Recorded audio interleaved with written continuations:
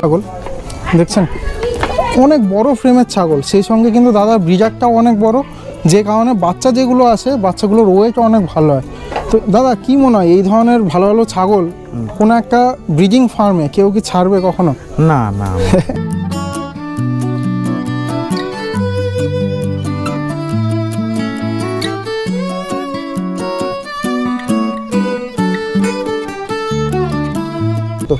এর বয়স 20 দিন। 20 দিন কিরকম ওজন হবে? হ্যাঁ, এ 20 দিন আপনার 9 কেজি 10 কেজি 9 থেকে 10 কেজি 20 দিনে। তাহলে এর তো একটা ভালো দুধের প্রয়োজন। হ্যাঁ, সেই পরিমাণ দুধ কি এর মাদের প্রোডাকশন? দুধ প্রোডাকশন হচ্ছে না। না, একটা ওর মার কাছে থাকে, একটা আমি ফিডার দিই। আচ্ছা, দুটো করে বাচ্চা হয়? হ্যাঁ, তা তো খুব ভালো, ভালো জাতের ক্রস আপনার।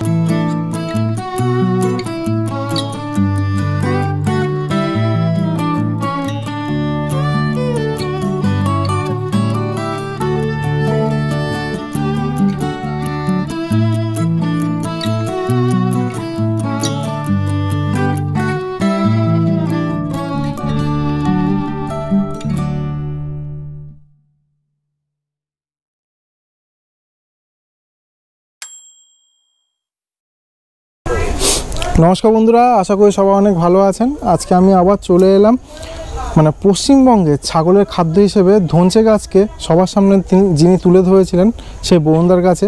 আজকে প্রায় 3-4 মাস পর ওনার কাছে এলাম। ফার্মের বর্তমান কি অবস্থা, এবং যেহেতু বর্ষাকালে ধনচে গাছটা হয় বলে উনি দাবি করেছিলেন এবং শীতকালে হয় না, অতএব এই শীতকালে তিনি কীভাবে ফার্মটা চালাচ্ছেন সবটা জেনে নেবো তার সঙ্গে কথা বলে। সঙ্গে থাকুন, আশা করি ভিডিওটা আপনার সকলে অনেক ভালো লাগবে। হ্যাঁ দাদা, নমস্কার। নমস্কার দাদা, কেমন আছেন? ভালো আছি দাদা, আমি ভালো আছি। খুব ভালো আছি। তো বর্ষার সময় এসেছিলাম, তখন তো ধনচে খাওয়াচ্ছিলেন। আর ধনচের জন্য আপনার বহু লোক চেনে, কিন্তু ধনচের জন্য ছাগল পালনের জন্য আপনাকে জানি না কতজন চেনে যে আসলে ধনচে চাষ করা যায় এবং তাই দিয়ে গবাদি পশুপালন সম্ভব হয়। এটা আপনার মাধ্যমেই সবাই জেনেছে, এবং আমি নিজেও কিন্তু ধনচে চাষ করেছিলাম আপনার দেখা দেখি। আচ্ছা আচ্ছা। এই শীতকালটাই আসলে কিভাবে করছেন? শীতকালে দাদা আমি আমার নেপিয়ার আছে, নেপিয়ার একটা টাইম দিই, একটা টাইম নেপিয়ার আর আলফালফা মিক্সড করে দেওয়া হয়। নেপিয়ার আর আলফালফা মিক্সড করে দেওয়া হয়। আর একটা টাইম আমাদের সাইলেজ দেওয়া হয়। আর একটা টাইম এখন ঘাসের শীতকালে আমার একটু সমস্যা হয়, একটা টাইম আমি খড় আর ভুসি মিক্স করে দিই। আচ্ছা আচ্ছা, আলফালফা ঘাসটা আসলে কেমন? খুব কম লোককেই করতে দেখি, মানে ওর গ্রোথ কেমন বা ওর পুষ্টি? না না, আলফালফা গ্রোথ খুব ভালো। হ্যাঁ, নভেম্বরের ফার্স্টের দিকে যদি আলফালফা লাগানো যায় 5 থেকে 6টা কাটিং করা যায়। 5 থেকে 6 বার? হ্যাঁ, সে কোন মাস পর্যন্ত? মার্চ পর্যন্ত? মার্চ এপ্রিলের মাঝখান পর্যন্ত করা যায়। আচ্ছা আচ্ছা।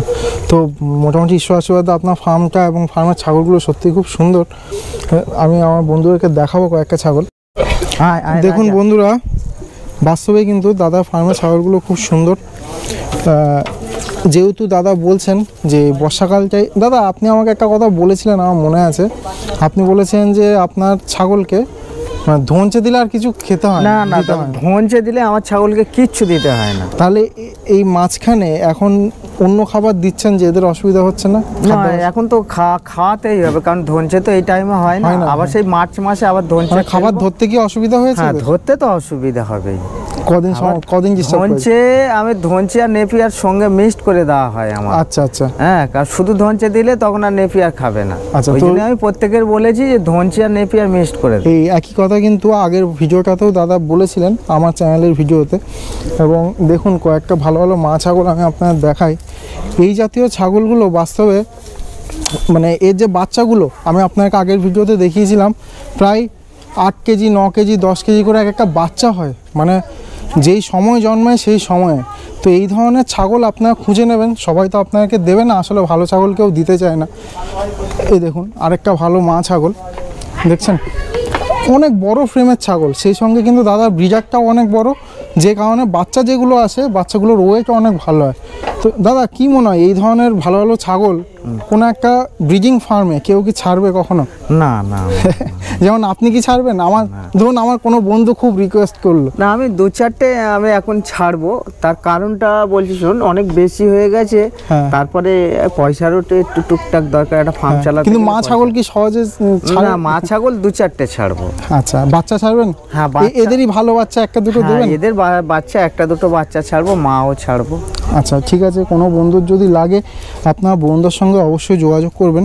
তবে এটা কিন্তু কোনো প্রমোশনাল ভিডিওর জন্য নয়, কথায় কথায় কথা উঠলো বলে তাই বলছি।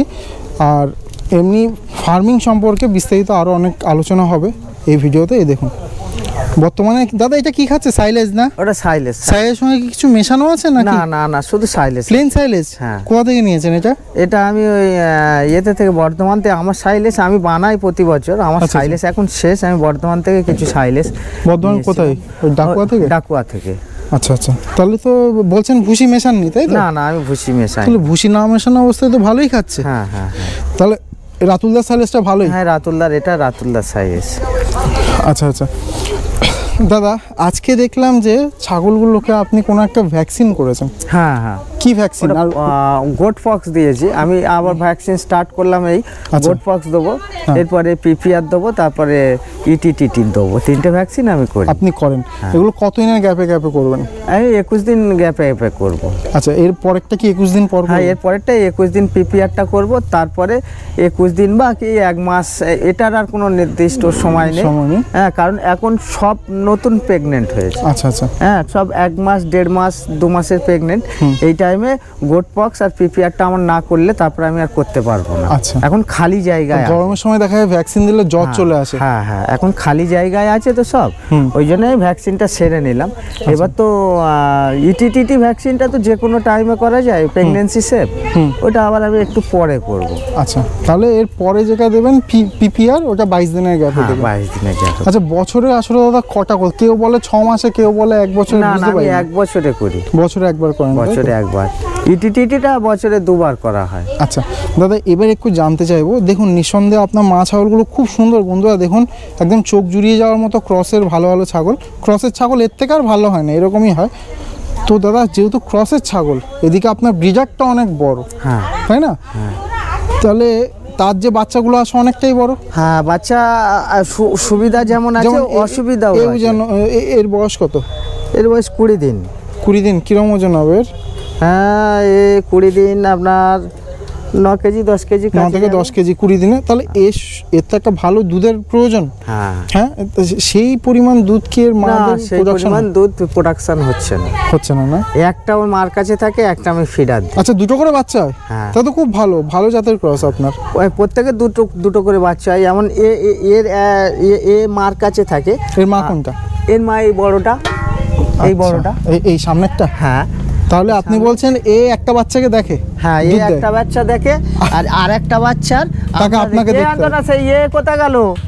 শকির মেয়ে, শকির মেয়ে কই? হ্যাঁ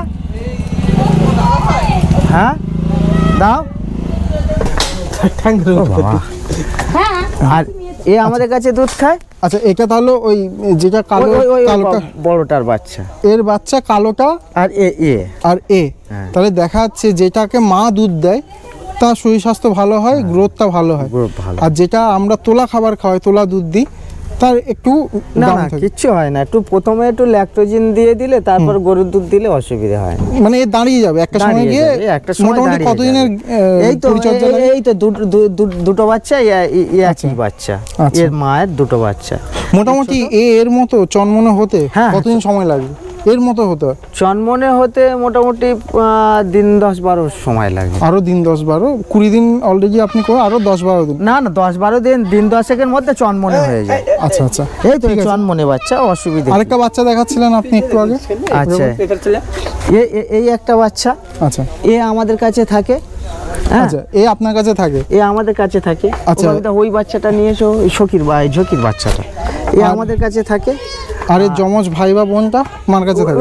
এটা নয়, ওই ঝকির বাচ্চা সব ওদিকে শুয়ে আছে, ওই ভিতরে। হ্যাঁ, এর যমজটা ওর মার কাছে যে থাকে। হ্যাঁ, এটা তো আপনার কাছে থাকলে বেশ ভালোই। হ্যাঁ হ্যাঁ,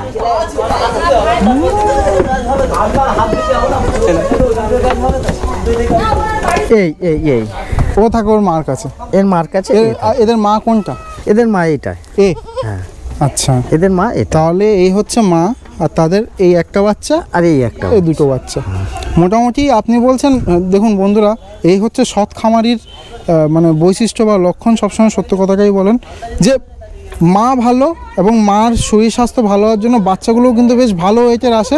তবে দুধ উৎপাদন কিন্তু মোটামুটি একটা বাচ্চার হবে, যে দুধ উৎপাদন হয় তাতে একটা বাচ্চার হয়, আর একটা বাচ্চাকে দেখা যাচ্ছে না একটা বাচ্চার হয় না। আচ্ছা আচ্ছা ঠিক আছে দাদা, এবার তাহলে বলুন আমাকে, এই যে হচ্ছে না দুধ, তাহলে যেটাকে কিনে খাওয়াচ্ছেন মোটামুটি কত টাকার আপনার মনে হয় যে কিনে দুধ? 2 লিটার করে দুধ নেই, হ্যাঁ 3টে বাচ্চা আর খায়। 2 লিটার দুধে 3টে বাচ্চা সারাদিনে খায়। তার সঙ্গে ল্যাকটোজেন বলছেন? না, ল্যাকটোজিন আমি 4টে ল্যাকটোজিন প্রথমে দিয়েছি। ল্যাকটোজিন না দিলে ও প্রথমে ঠান্ডা লেগে যাবে। প্রথমে ল্যাকটোজিন 4টে খাইয়েছি দিন 10, তারপরে গরুর দুধ ধরিয়েছি। আচ্ছা ঠিক আছে, খুবই ভালো। এবার দাদা বলবো পাঁঠার যত্নের ব্যাপারে। কারোর ফার্মে একটা পাঁঠা রয়েছে, তাকে সারা বছর মানে প্রজননক্ষম রাখার জন্য কি কি যত্ন করতে হয়? বিশেষ কোনো যত্ন করতে হয় না? না আমি তো দাদা, আমার তো বিশেষ কোনো যত্ন আমি নেই না। হ্যাঁ, যে লোকে দানা ভুসি দেয় এটা সেটা, এরা যা খায় ওর আমি তাই দিই।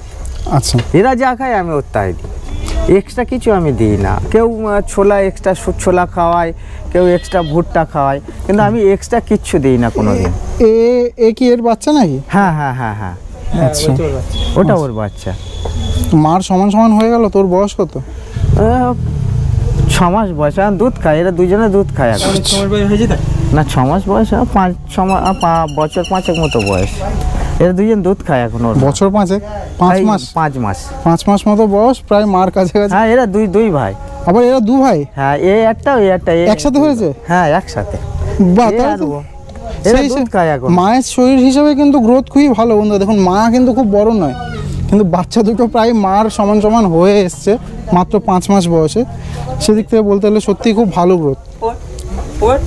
তো বন্ধুরা, আসলে 3-4 মাস আগে যখন আসি, বর্ষাকাল ছিল, দাদা বলছিলেন যে মানে ধনচে নাকি একদম জাদুকরি খাবার, ওটা দিলে ছাগলের শরীর স্বাস্থ্য খুব ভালো থাকে সারা বর্ষায়। এবং তিনি সে সঙ্গে এই কথাও বলেছিলেন যে আমার ছাগলগুলো কিন্তু শুধু ধনচে দিলে একটা অসুবিধা আছে, আমি সে সঙ্গে নেপিয়ার একবেলা দিই, কারণ নেপিয়ারের অভ্যাস না রাখলে আবার শীতকালে দেখা যায় যে এদের খাওয়াতে একটু অসুবিধা হয়।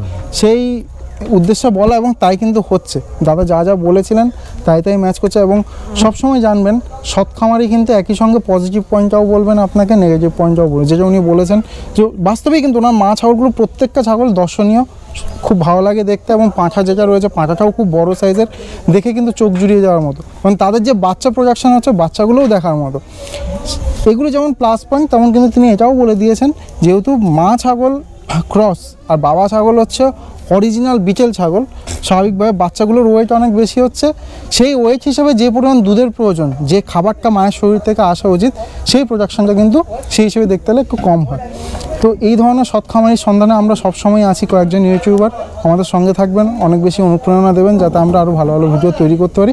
এবং বিশেষ করে আমার দর্শক বন্ধুদের জন্য, দাদা তো ছাগল বিক্রি করেন না, কোনো ভালো মানে ব্রিডিং ফার্ম থেকে কিন্তু কেউ ভালো মা ছাগল ছাড়েন না। ওনার সংখ্যায় দেখছেন ঘরটা বেশ ছোটোর মধ্যে কিন্তু সংখ্যা অনেক বেশি হয়ে গেছে ছাগল, সেই হিসেবে হয়তো 2-4টে ছাগল উনি বেচতে পারেন।